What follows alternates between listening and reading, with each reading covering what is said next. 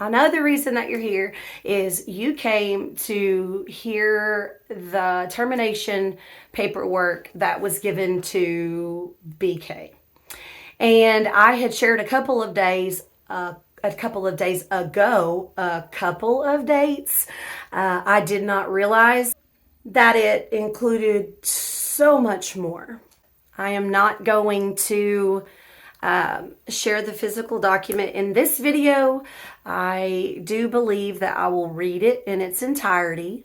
I won't leave anything out. But at this time, we're not going to be sharing the copy of it.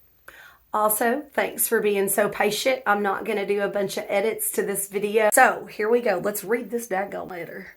Before I do, let's raise the level of integrity with info sharing.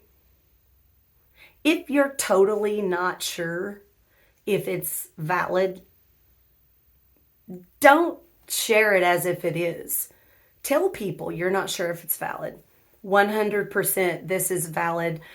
Checked multiple sources, places, references, different things like that before I chose to put my name on it, and it is 100% valid. However, I'm asking you to be nice in the comment section because I'm not sharing this for any other reason than to maybe shine light on what might have been a part of the domino effect that led BK to do this stuff, allegedly. So having said that, we are going to start at the beginning with integrity, right, going forward. So it states December 19th, 2022 at the top. It states his address, Bryan Kohberger.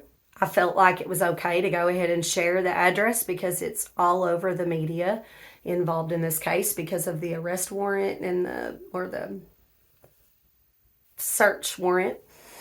Address 1630 NE Valley Road G201, Pullman, Washington 99163, United States of America, Mr. Kohberger.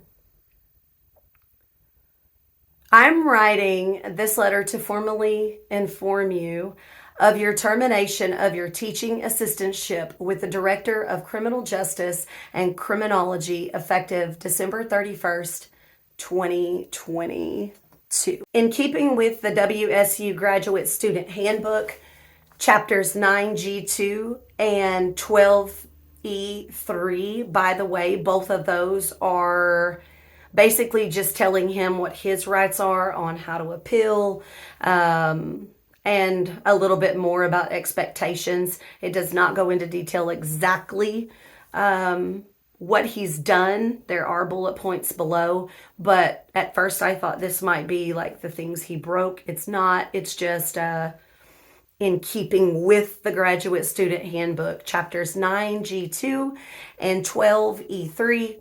Below is a list of events that led you to being deficient on the following contingency clause of your funding. And then in quotes, it says, maintaining satisfactory progress in fulfilling assistantship service requirements and duties. So we have 1, 2, 3, 4, 5, 6 bullet points. Now I will tell you, I do not have what is under the 6th bullet point, and I don't have a reason for that. I don't believe that it does anything to the validity of this, which we have verified. And I just wanted to be transparent about that. So underneath the beginning, we have 6 bullet points. This will tell you that I don't just have an inside source that I can run to and get information about Kohberger from. It also lets you know that it's not so much information that I know about because I can't tell you who wrote this. It might be the dean, it might be someone else. I have no idea because the bottom of this is cut off. And let's just be grateful we have anything, right? So on these 6 bullet points below, it states on the first one, On September 23rd, 2022, you had an altercation with the faculty you support as a TA, Professor Snyder. I, whom we're not sure who it is, met with you on October 3rd to discuss norms of professional behavior. I want you to think about something. We know that he messaged Moscow to work with law enforcement. We know that he has to, with his education that he's working on, he has to do a year of TAing, and he has to do a year working with law enforcement with the serviceship assistantship shindig. School started on August 22nd.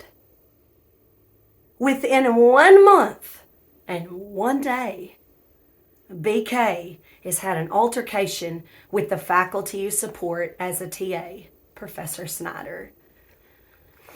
So I know it goes along with colleges, like you might have to wait a week to get a meeting. It's interesting. I met with you on October 3rd. Now, here we go. See this? What did I write? Oh, okay. So we know that school started on August 22nd. I think this first, September 23rd, that's a big boom. He wanted to work for be the TA. The students told us, he was grading us like we had his education, and we don't. He was grading us as if we knew this information already, which we don't. Within 1 month, he can certainly see and feel that he's not connecting with the students, that there's probably moods popping up around him with his grading and lecturing. I did look up one place that said that with his funding, he actually had to perform 20 service hours a week, and as long as it wasn't graduate lecturing, that he actually did have to teach for the person he TA'd for. I'm going to retract that because I'm not quite sure if he had to teach for the TA that he was, or the professor that he was TAing for. I'm not going to leave that in there because I'm not sure. I just know that he had to teach if it wasn't for graduate classes. So not only has school started, he's had this altercation, but then 10 days later, he meets with this person within the college to discuss norms of professional behavior. I think those first two things let him know that this path that he thought he was taking, it might not work out. Even though he had the grandioso thought process and the snow and all the things that people are talking about, I think more than anything, I believe that he knew, after I share all this, that he wasn't going to be able to take this route. So here we go. Within 10 days, he's had to meet with this person to discuss norms of professional behavior. Now, that's not all. On October 21st, Professor Snyder emailed you about the way in which you had failed to meet your expectations as a TA thus far in the semester. August 22nd, altercation on September 23rd, and again, he's getting an email from his professor another month later. We're 2 months in, and he's getting an email about how he failed to meet your expectations as a TA thus far in the semester. September 23rd, boom. Had to meet about it on the 3rd, boom. On the 21st, he's now in trouble again, and he is told that he is failing to meet the expectations as a TA thus far. Like, that doesn't say you've done ish, you've been okay at this, we have some small improvements. It says about the ways in which you had failed to meet your expectations as a TA thus far in the semester. So basically, you've failed since you got here. And in college, you might have to wait a while for a meeting.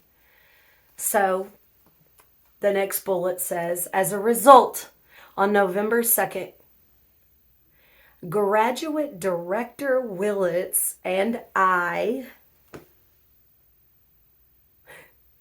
BK's having to face not only a professor he seems to have an issue with, but now he's in a meeting with the Graduate Director Willits, as well as this I person that's writing this letter, to discuss an improvement plan with you. Let me start over. As a result, on November 2nd, Graduate Director Willits and I met with you to discuss an improvement plan which you, BK, agreed to, and I shared with you in an email dated November 3rd. Now, I want to pause here for a second because I can't help but... Okay, just one second. Guys, here is a man who's already been to college. He's super intelligent when it comes to books, book smarts. I'll have to admit I haven't dug that far into how intelligent he is, but I'd say that to be able to get to this position as a TA for this professor at this college, I think he's pretty decent when it comes to intelligence.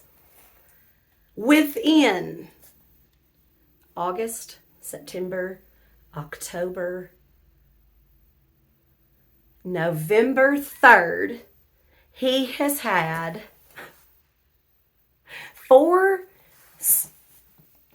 blasts to who he is and what his plan is. I'm going to read the rest of it, but I want to tell you that at this point, here is my theory.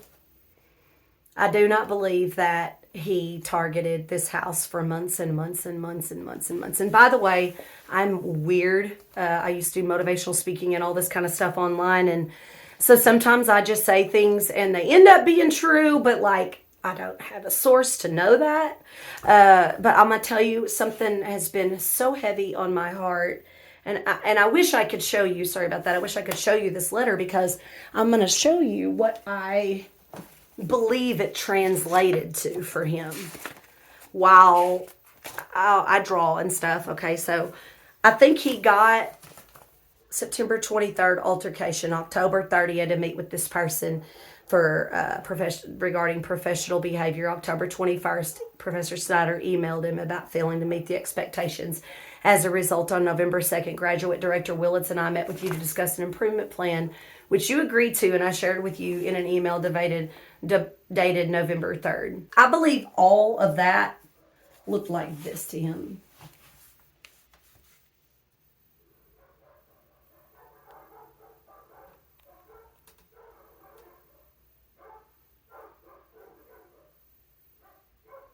I think you and I would have read a piece of paper, a little disciplinary form. We would have walked out of that meeting with like, I'm going to do this. I don't think that's what happened at all. And I'm not trying to undermine any investigation, but I do not think that BK targeted this house for months and months and months and months and months. For starters,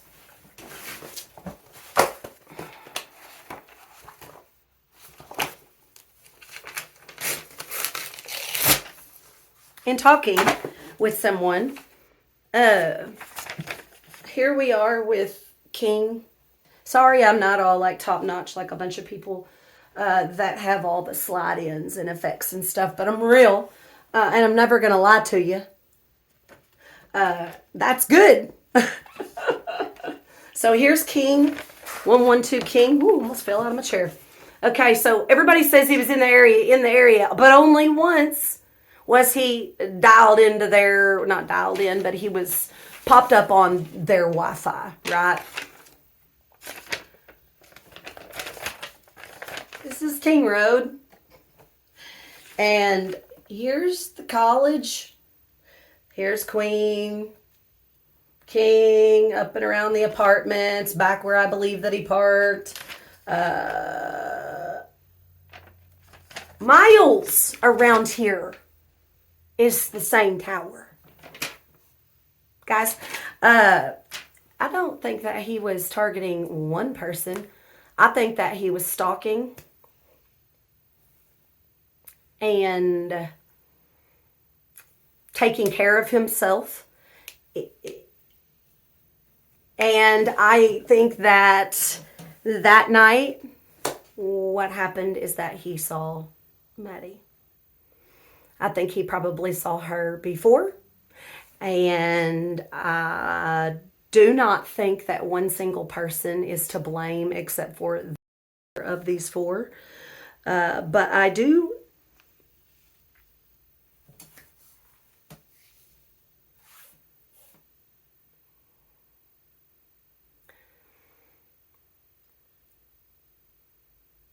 it reminds me of like in Africa when like a predator is looking for prey. And there's a mama and a daddy and a baby. Pick whatever animal makes you feel good inside. And there's multiple animals and options. But the predator is going to go for the weakest for an easy meal. And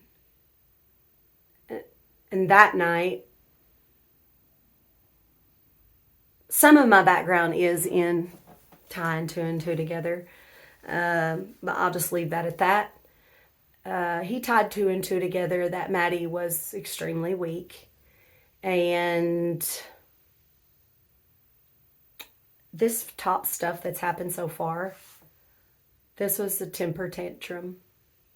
I'm not trying to discount any of your investigations, guys. Any of the news, except for those who keep lying and putting up mothers, putting up mamas who are struggling and not encouraging them to, freshen up a little bit. You should do that before you make more victims. It's important, He threw a tantrum. And I see him sitting around that area under here where the body cam footage came from. Do you remember how dark it was? Go back and watch it. You could park anywhere from the other side of Sigma Chi, anywhere in the neighborhood of King and Linda and all the roads down there, and you'd be pinging off the same tower. He was preying on everyone. He was looking for the weakest. And I see that after this happened,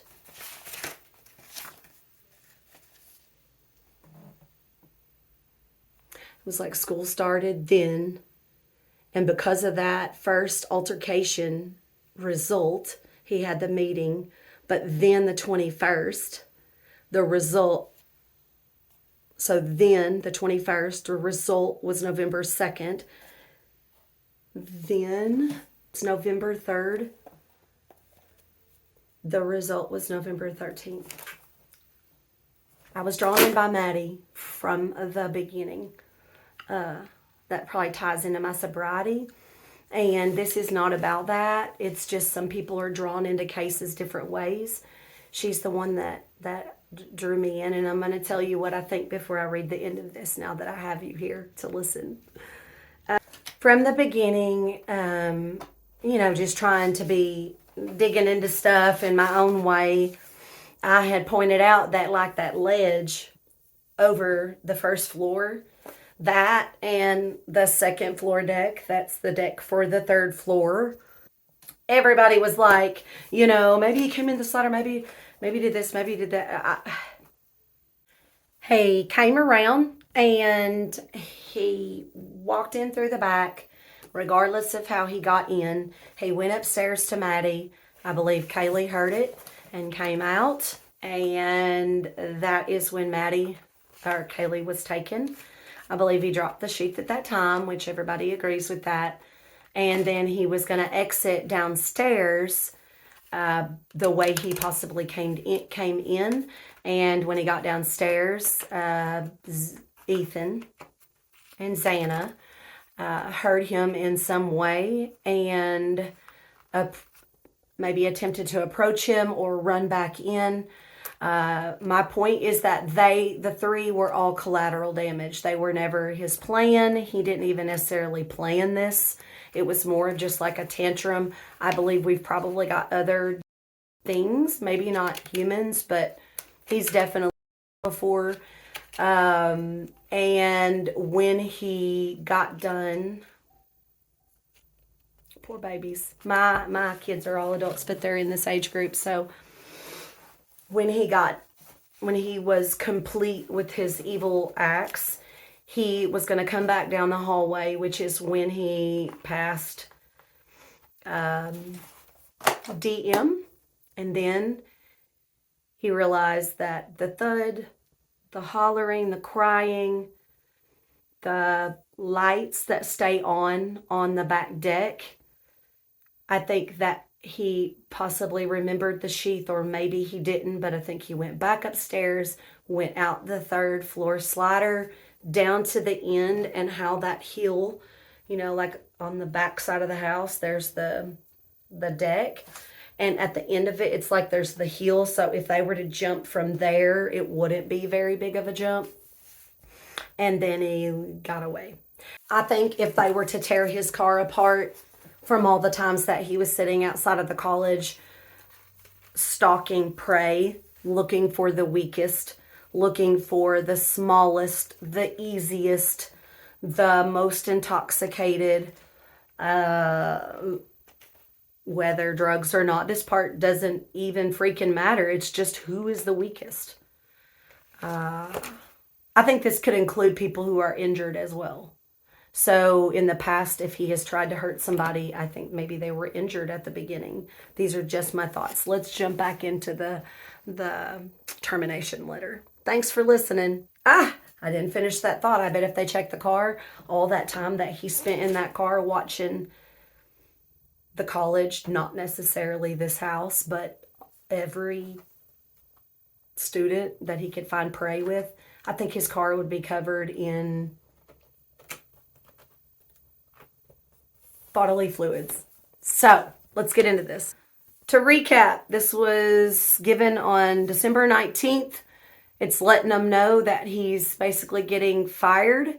We've read through October 23rd is when he had the altercation. October 3rd, he had to meet with this I person. October 21st, Professor Snyder emailed him about the ways in which he had failed to meet your expectations as a TA thus far in the semester. As a result, on November 2nd, Graduate Director Willits and I met with you to discuss an improvement plan, which you and I agreed to, and I shared with you in an email dated November 3rd.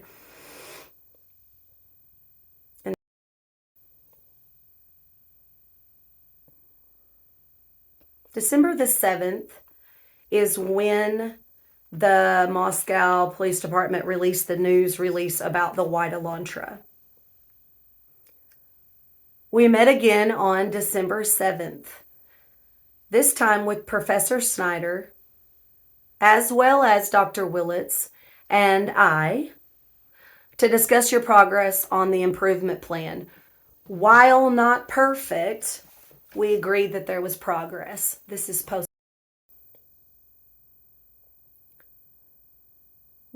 within 2 days. Within 2 days. On December 9th, which, by the way, is the last day of school at WSU. Like, you couldn't even get through the last day of school without another altercation.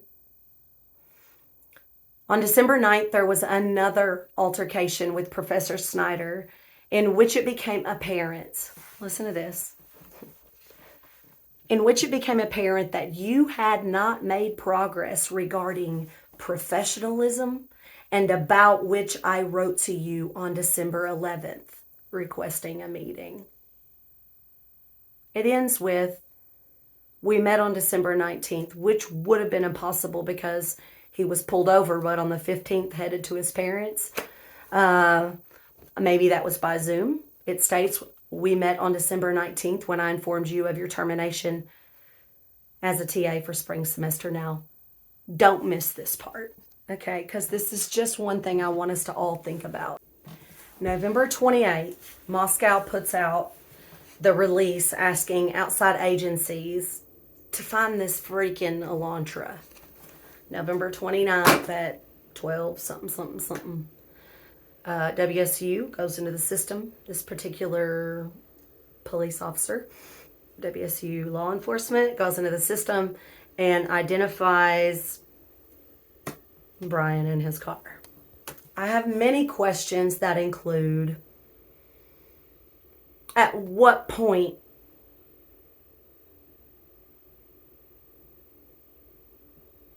before his arrest was the public not in danger?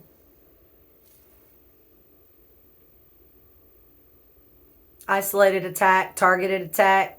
Yeah, that time. That moment. The school who knew who he was on November 29th, and he continued to go to class.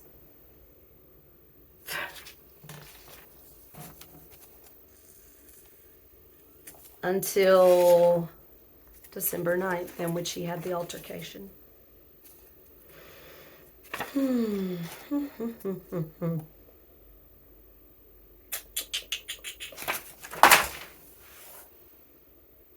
A man, Ethan, Kaylee, Xana, and Maddie, because while he might be in the vein of criminology, he ain't that good of, I don't know any other way to say that. He sucks at it, and while the actual of these babies was completed, there's just a big arrow right back to him. And I cannot help but wonder if he knew that they were on to him December 9th and he just said F it and said what he wanted, whatever that altercation was, the second one. Last but not least, he was withdrawn from the data system on 12/22. That's a date that's at the top.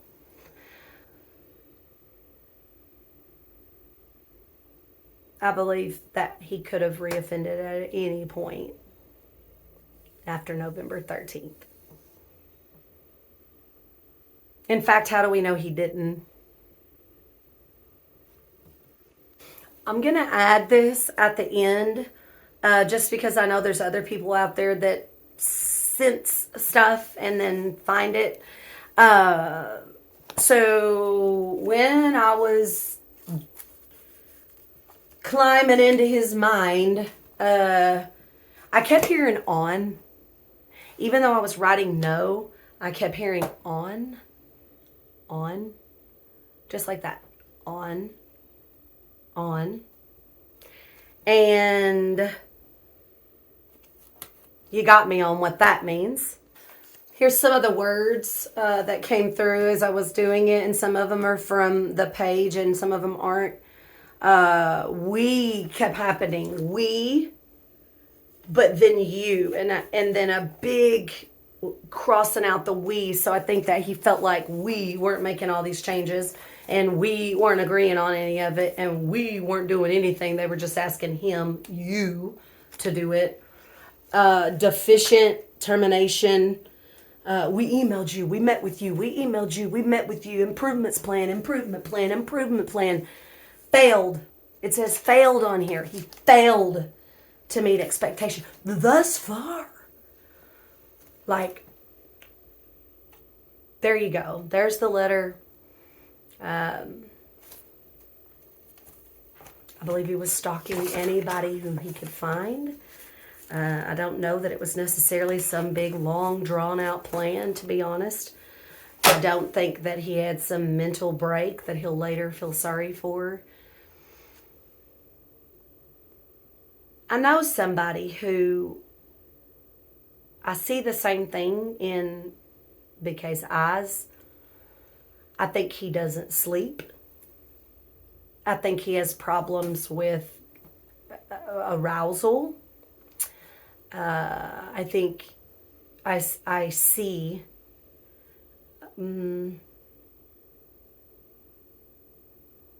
I keep seeing sores, so I don't know if like maybe he has sores that are hidden that he picks at.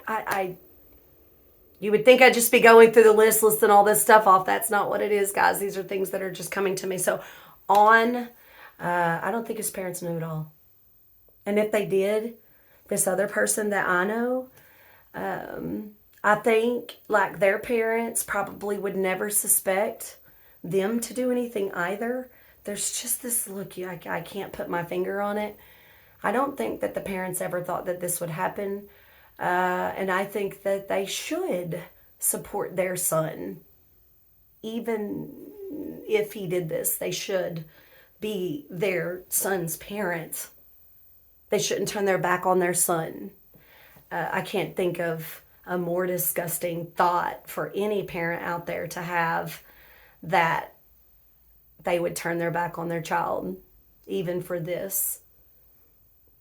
See a therapist. Now, don't get it twisted. Turn your back on and going to see him every single day is not what I mean. Okay, I don't mean that they rally to get him off if they know that he did it. That's not what I mean. But they should certainly continue to love their son. And that's what we're here for. Last but not least, I wanted to tell you, without going into great detail, about an experience I had last summer. And I think that it's important for anybody who's never experienced a trauma. I think it's important that you find somebody who has and talk to them one-on-one if you cannot understand what happened with Bethany. I'm sorry, not Bethany, Dylan.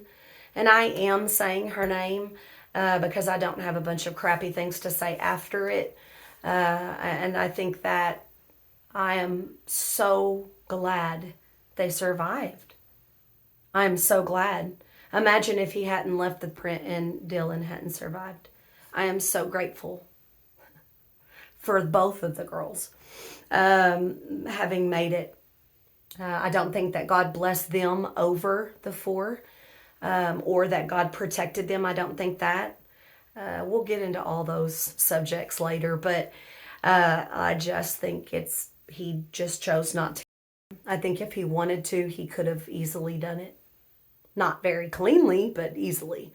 So this past summer, a friend of mine, I'm going to be very cautious when I tell you this because I know that if this were my family member, I would not want all the ooey gooey details out there of my loved one, nor would I even want to know them.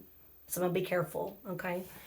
My neighbor collapsed, and within 30 seconds, I was at his side and on the phone with 911. Well, that took a little bit because of where we were at. There wasn't very good service, but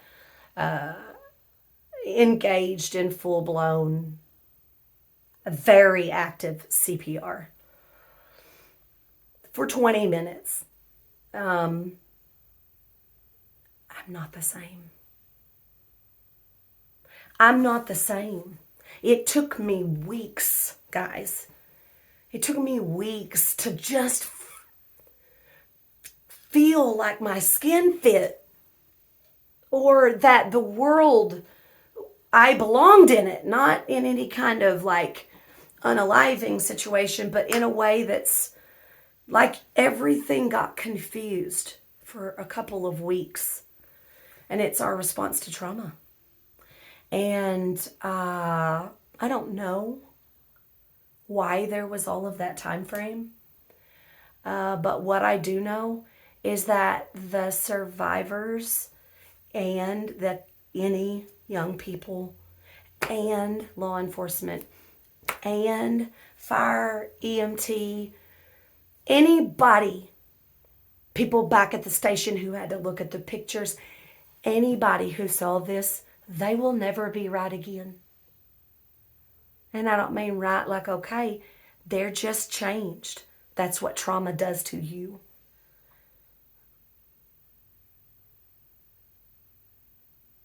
And I think that we are disrespecting the gratitude of Dylan and Bethany having survived this night as we pick apart how they responded to trauma. I have other traumas in my life, and I could share with you how those affected me. Your brain can only handle so much, and this was beyond what most 19, 20, 21-year-old kids, 60, 70, 80-year-old adults that have seen everything can handle. And so I just want to challenge you, if you are a YouTuber, you are covering the case, you do other true crime, consider raising the standard of integrity for your channels and your pages and your writing.